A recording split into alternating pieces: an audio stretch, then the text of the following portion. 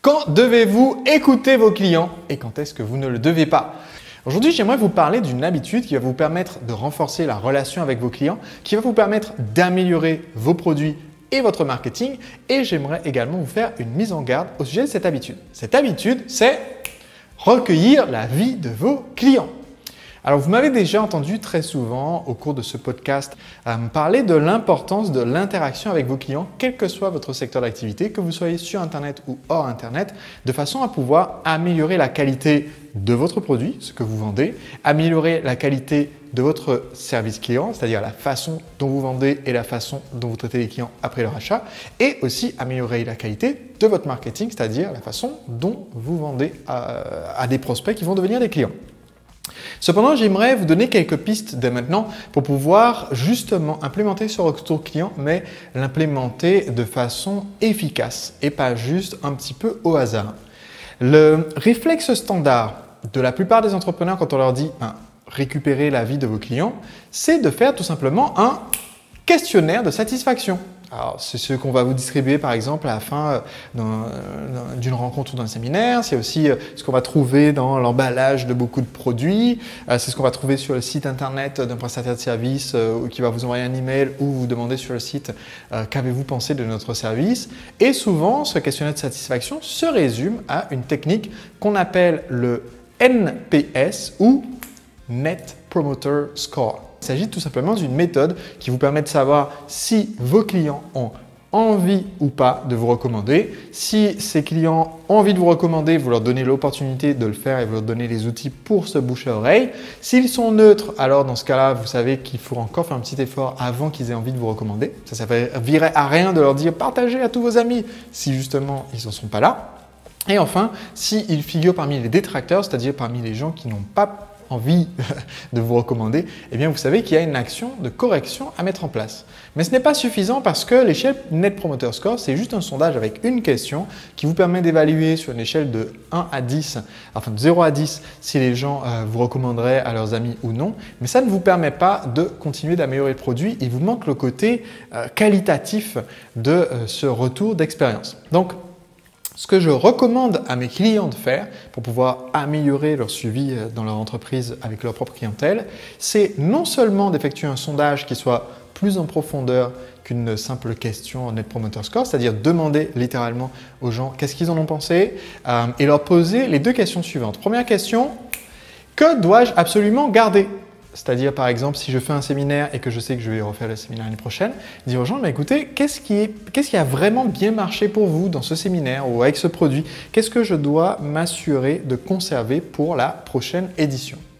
La deuxième question, c'est l'inverse, puisque vous avez demandé aux gens qu'est-ce qu'il faut absolument garder, ce qui est important. J'ai fait une vidéo sur la plus grave erreur que commettent les entrepreneurs. J'explique le principe de la stratégie optimale de vente et le principe qu'il y a un petit nombre d'éléments dans votre message de vente que vous ne devez jamais changer. Et ce, même si vous commencez à en avoir marre de tout le temps dire la même chose, mais se dire qu'il y a tout le temps des nouveaux prospects qui arrivent, tout le temps des nouveaux clients potentiels qui aimeraient signer chez vous et qu'il ne faut pas changer tout le temps le message que vous communiquez. Il faut garder certaines parties clés de votre message qui servent à convaincre. Donc, cette partie du sondage est importante. La deuxième partie, par contre, maintenant qu'on a demandé ce qu'il faut garder, c'est évidemment qu'est-ce que je devrais changer? Qu'est-ce qui, selon vous, devrait être amélioré? Et la façon dont je formule cette question est un petit peu particulière. Parce que si je vous demandais simplement aux gens qu'est-ce que je devrais changer, quelquefois, ils vont avoir le manque d'inspiration. C'est-à-dire qu'ils savent, mais ils ne vont pas savoir vous le dire. Donc, ils vont vous dire, moi, rien de particulier, c'était pas trop mal. Mais vous ne voulez pas être juste pas trop mal, vous voulez que ce soit vraiment impeccable. Donc, une façon de formuler la question, c'est de leur donner une phrase à compléter. Moi, dans mon sondage, je demande souvent aux gens, écoutez, donc qu'est-ce qu'il faudrait changer, améliorer pour la prochaine session? Complétez cette phrase. Et j'affiche, Sébastien, ce produit, service, ce séminaire, ce produit serait parfait si seulement, 3 points de suspension. Et quand les gens voient cette phrase, là, spontanément, ils vont me compléter en m'indiquant ce qui, pour eux, posait problème. Donc, c'est ce qui vous permet au fur et à mesure d'améliorer, parce que au début, vous allez avoir beaucoup de suggestions. À la fin, vous aurez moins de suggestions et je vais vous dire, si seulement je pourrais en profiter à nouveau, si seulement je pouvais me réinscrire, si seulement je pouvais en avoir davantage. Mais au début, vous aurez d'autres suggestions qui vont vous aider à améliorer.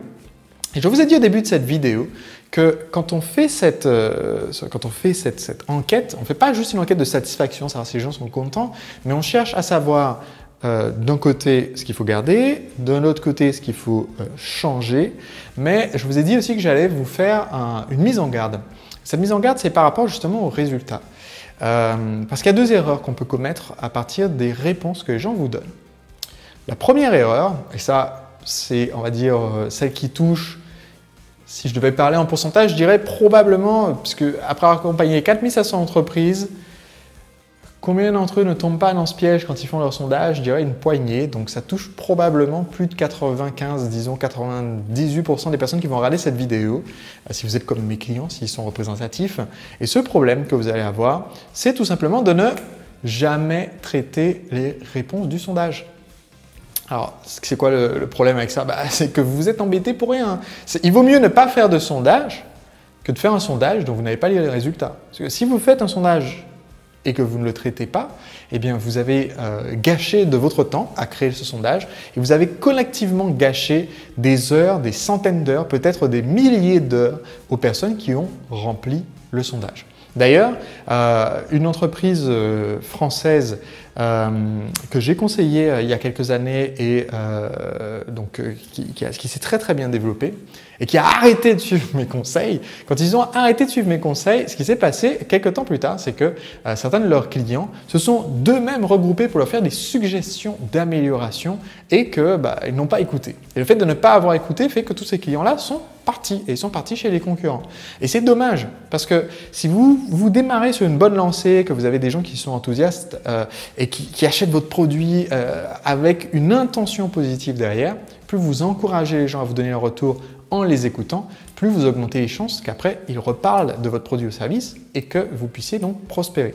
Donc c'est une erreur que de faire le sondage en se disant on regardera plus tard. Donc une règle qui permet de ne jamais tomber dans ce piège, et c'est l'habitude que je recommande pour votre rituel d'entrepreneur libre, c'est tout simplement de se fixer comme règle que vous ne faites jamais de sondage sans planifier le débriefing des résultats.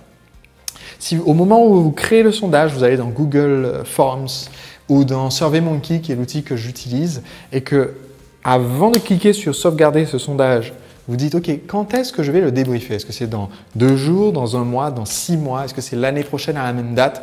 Mais que vous êtes sûr que vous mettez dans votre agenda le moment où vous allez le débriefer, alors ça sert à quelque chose. Si vous ne le faites pas, ça ne sert à rien. Économisez-vous la douleur de faire ce sondage.